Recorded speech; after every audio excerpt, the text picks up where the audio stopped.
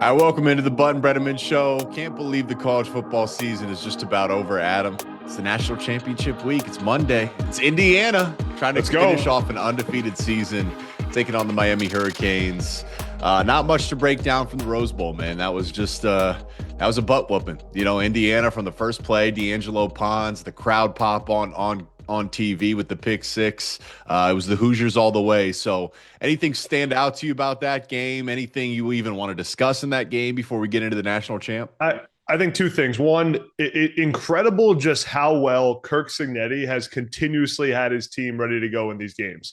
And a lot of times there's programs that struggle in the first quarter, the first drive of the game. But man, it seems like Indiana comes out fresh with a great plan every single game we've seen them in the playoffs, in the games leading up to this point in the season, in the Big Ten championship. It's really just remarkable to see how well coached this Indiana team is. Jake, last night someone said to me, and I'm curious to hear your thoughts. I was at an event. Someone said, Adam, there's been so many programs that have tried to rebuild the way Indiana has. What is it about what Kirk Cignetti has done that it's worked so well at Indiana?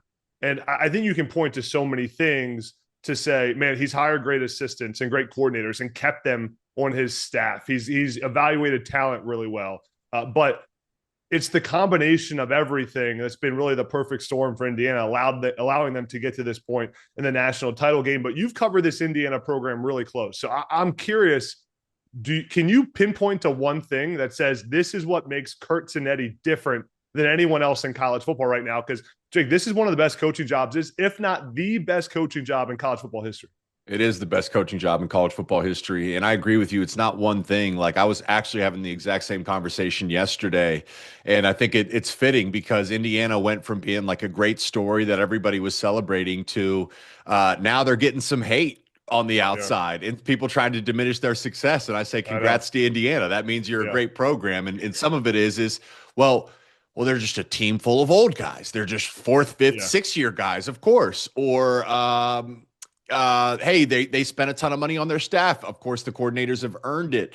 But I say, like you said, it's everything built together where you have a great staff, a really intelligent staff that expects the most of the players, but also implements great scheme. But then you have veteran players that are very smart. I think that's the piece of Indiana that doesn't get enough credit. This is an intelligent football team. So it's the marriage of those two worlds. And then Cignetti is masterful in the sense that there's a reason he looks pissed when they're blowing teams out 50-0 in the fourth quarter. And it's because he has an expectation down to the very minute detail. You are held to a championship standard. Let's take the Pons interception, just that play alone. Was it magic, or was it Pons realizes that Oregon was in a cut split, which could mean one of two things, either a crosser route or an outbreaking route. Those are the only reasons you have a cut split into the boundary. Pons also knows not just his assignment, he knows his assignment within the shell of the defense, so he can be aggressive on an underneath route. Pons also knows, based on that scheme, if he's 12 yards off the ball, Adam, then that's a completion and a tackle. If he's pressed, then Dante doesn't throw it. But Pons is sitting in the perfect position to encourage Dante to throw it while also being able to trigger and make that pick six. So it's like all these little perfect details working together. And if one of them was off, maybe you don't get the perfect result. But somehow Indiana's like the perfect football team. They seemingly do every single thing right. Yeah, no, they really do. I mean, and there's no weakness for them. I think despite the guys being older across the board, and that stat that everyone keeps mentioning, as you brought up, everyone trying to diminish their success. These are still a group of players that weren't the most highly recruited coming out of high school. I think Indiana has no 5-stars on the roster compared to Oregon and Alabama and these other teams that they've beaten. So I think you look at the consistency they've played with. Fernando Mendoza in that game, the 5 touchdowns, 17 of 20 passing, nearly perfect. The way that they were able to run the ball for 5 yards of carry. And then you add in the receiver room and the skill they have there with Elijah Surratt and the way Charlie Becker is playing, had a touchdown in the game. And I think Riley Nowakowski is playing well at tight end. A lot of these guys, Omar Cooper Jr., who's made plays down the stretch, so much talent all over the board, and then that defense that can fly around and play with a ton of speed. Man, it has been the perfect storm all coming together at the right time for Indiana. And it's funny to think about early on in the season. I mean, if I got to be honest about myself, I think because of Indiana's success last year, I kind of wrote them off coming into the season. You know, you kind of were like, man, there's no shot they're repeating what they did last year, and that was a mistake. They clearly reloaded that roster, kept the guys intact, kept their coordinators, and it's been incredible to watch. This is the thing that gets me, because you mentioned a bunch of names there, where it, like, on the outside looking in, it's like, oh, well, let's just copy what Indiana does, like as if it was that easy. But it's not, because Pons has been told his whole life that he's undersized, 5'9", 170. Alabama fans were trying to pick on him, and what does he do? He knocks your NFL quarterback out of the game. Like, Pat Coogan was told, hey, thanks for what you did for us in the playoff run last year, but you're not good enough to start for this Notre Dame team. And he goes on and wins the Rose Bowl MVP. Charlie Becker, that he wasn't on anybody's radar coming out of college. And then, but you look at it though, Adam, is it almost, I can see why it does look like magic, because find a drop from these Indiana receivers. Not only will you not find a drop, but their contested catch ability, it's not like they don't win 50-50 balls. They win them at like 80-20 or 90-10. The back shoulder fade from Mendoza to Surratt is nearly automatic. Some of these downfield catches from Charlie Becker, like that was good coverage by Brandon Finney on Becker's touchdown. Brandon Finney's a stud DB. But Becker is just strong hands, strong to the point of attack. They just do all the little things right. Yeah. I think the best way to sum it up is, because I know, tell me if I'm wrong here, they do the things that every coaching staff preaches. Every coaching staff says the same things. Step with your right foot in protection, have good communication, look the ball in, play through the snap of the whistle. Every coach says the same things, but for some reason, every single player that takes the field for Indiana, they do what they're asked to do. Yeah. Every play of every game. It's really, I would call it competitive consistency. The way they've just been able to show up play after play after play and dominate at that level. It's been fun to watch. It's honestly like it's a blessing for us as Big Ten guys as we watch this season unfold. We'll look back on this in 20 years and say, remember when Indiana went on that unbelievable run under Kirk Cinetti, and hopefully it's a reality for a long time. Jake, let's dive into the national championship game, Miami, Indiana. I'm going to give you a couple things that I'm looking for matchup wise in this game that I think will decide it. And I think the big one to start, and it's the mainstream media is talking about it. It's Fernando Mendoza, Indiana's pass game against this Miami pass rush. How does Fernando Mendoza play against Ruben Bain Jr. or Akeem Mesidor? This is the matchup that I think determines whether this is a game or whether it's, in my opinion, a runaway for Indiana. If Miami's front can win and get pressure on Mendoza, I think they have a game here and have a real chance of beating Indiana. Indiana wins with structure up front and with protection. But if Mendoza can stay clean, I think he'll carve up Miami's secondary with timing throws, with those contested catches with his receivers. But if Miami can speed up his clock, Jake, early on, I think that's the real path to stress Indiana. I agree. My bad. I thought you said a couple things, but let's just start there. I figured I'd start there. And then I think that's the biggest story of this entire game, though. Yeah. I absolutely do. Because I think Indiana's defense has an advantage over Carson Beck. I just do. I just think the biggest question is, can the Hurricanes do what has got them to this level, which is dominate at the line of scrimmage with their defensive line? Really, their whole defense is physical. And what I see with the Hurricanes, they bring a lot of nickel pressure. They bring pressure from the second level. Indiana's running backs and tight ends are outstanding at picking up second level pressure. But it's not just about that. When they bring second level pressure, that creates one-on-ones for their pass rushers. All of a sudden, the running back can't stay in and chip. So how they protect for Mendoza is absolutely critical. I, again, find it almost poetic that what Cignetti has said when he was so excited to bring Mendoza in as a quarterback, but he said the number one thing that Mendoza was lacking was his footwork in the pocket, pocket presence. Occasionally, he drops his eyes when the pocket gets muddy. Well, this is the ultimate test. In the final game of the season, a chance to go undefeated. This is like the final push to summit Mount Everest. You're going up against arguably the most disruptive defensive line unit in college football. So I agree with you. I think off of that, though, Yeah, Indiana has to be able to run the ball. Everything agreed. is predicated on Indiana being able to run the ball and avoid third and long, obvious passing situations. I also think a storyline here is Corey Heatherman, the Hurricanes defensive coordinator, very familiar, was Signetti's defensive coordinator at JMU for about Yeah, 5 years. So there's some familiarity there too. He knows the game plan Signetti yeah. likes to implement.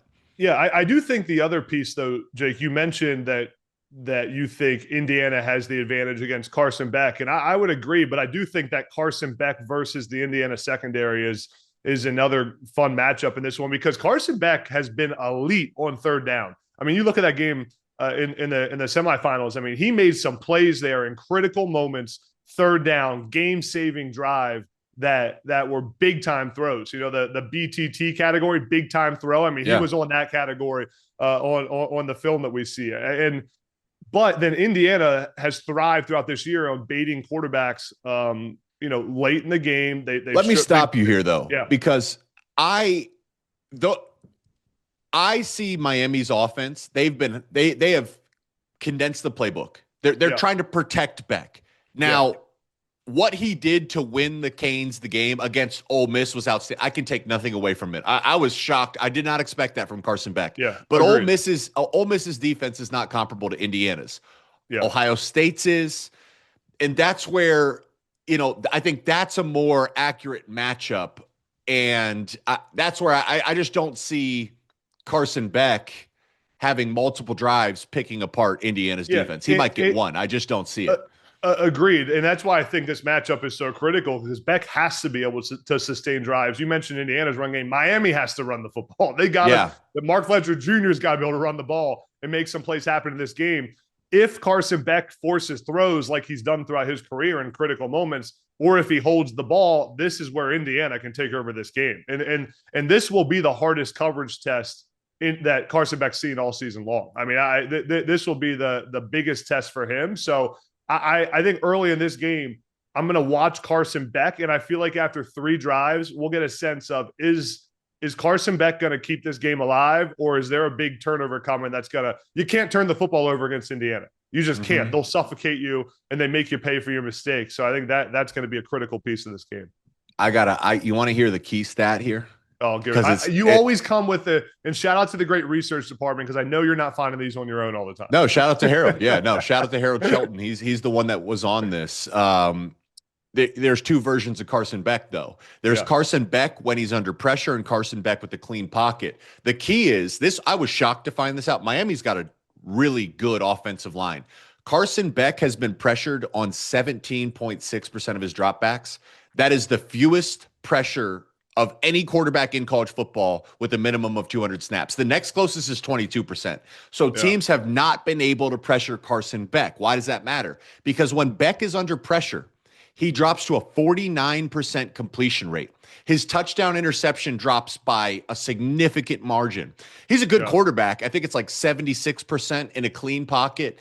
But when you get him under pressure, completion percentage drops, touchdowns drops, interceptions go up, and we know Indiana's defensive line, the whole defense is predicated on a disruptive defensive line. And I think the big key is Miami's got a big offensive line. This isn't a battle of like strength and size. Indiana's defensive line stresses you mentally with the games, the twists, and the pressure looks. Yeah, agreed. It's going to be a fun matchup, and if Indiana pulls it off, it'll complete one of the greatest seasons and one of the best teams we've seen in college football history. So I'm excited for it, Jake. You want to pick the game? Do you think that's another I think those that have followed Indiana are comfortable saying like you have to consider this as one of the best teams in college football history. But I don't think people outside are giving them the credit they deserve because they don't. Maybe Mendoza turns into a Joe Burrow and we'll look back and say it, but they don't have a Jamar Chase and Justin Jefferson. No, Surratt is a great player. Omar Cooper, Becker, all great players. But you looked at the 2019 LSU team and you're like, that's obvious. I think people are maybe discrediting them because it's not as obvious from an NFL standpoint. I still feel comfortable saying I have to include them in the conversation of top 5 to 10 teams all time. Do you feel comfortable saying that? Has to be. What they've done this season is remarkable. Now they have to finish the job, but if they finish the job against Miami and win the national championship, it is clear Indiana is one of the greatest teams. This 2025 team is one of the greatest teams in the history of our sport. Just the run they've been on, Ohio State, Alabama, Oregon, and the dominating performances they've had in those games is incredible.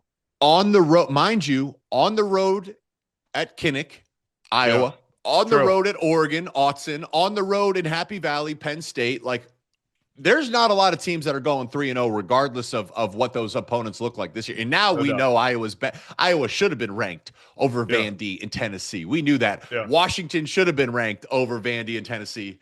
Beside the fact. Okay, let's pick the game. I got Indiana winning.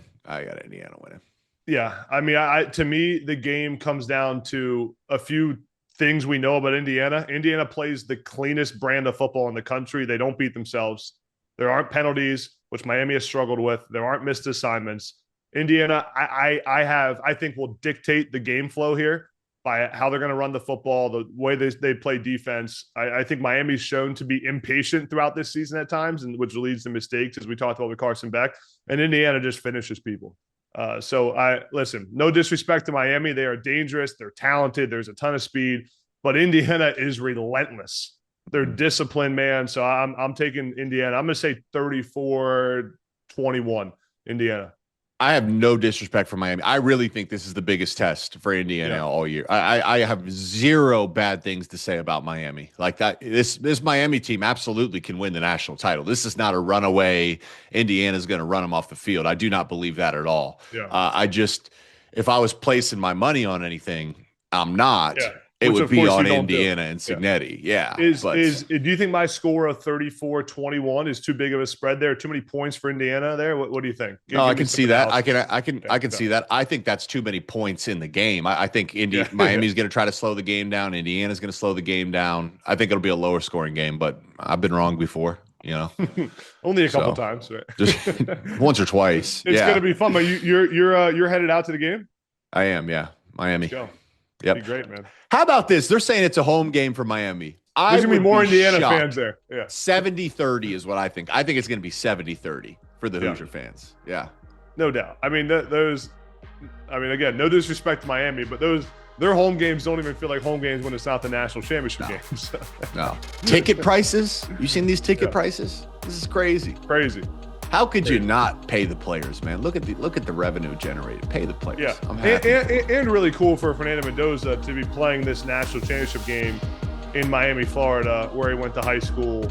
In his home area as well. It's gonna be really cool. Yeah. It's gonna be a fun one, man. Kind of sad. It's bittersweet. It's bittersweet that it's coming to an end, but we got what we wanted. Fresh teams here in the national championship game. So can't wait to watch, man. Great to see you. I don't know if we'll have another show next week or not, but I know the fans of the Breneman and Butt show will be tuned in. You guys will be on the edge of their seats. So no doubt. Make sure you like and subscribe. We'll be at the top of your feed if it is next week, but we'll keep you on the edge of your seats with a little mystery in the meantime. Thanks for tuning in. We may see you next week or maybe next year. Peace.